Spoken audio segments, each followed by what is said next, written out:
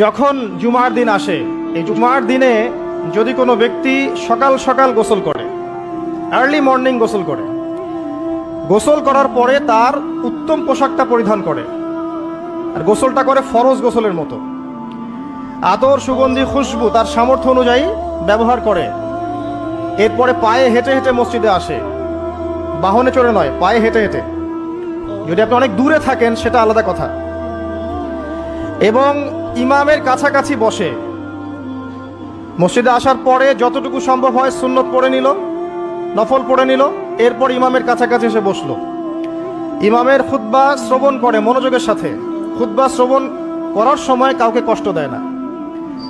কাউকে কষ্ট দেয় না মানে হচ্ছে যে কেউ কথা বললে তাকে এতটুকু বলে না যে তুমি চুপ করো,